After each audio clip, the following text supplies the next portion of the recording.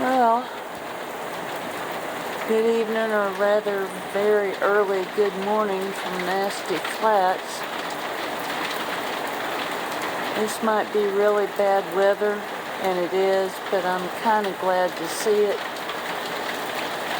because it's going to help clean up the human crap that the lazy management won't.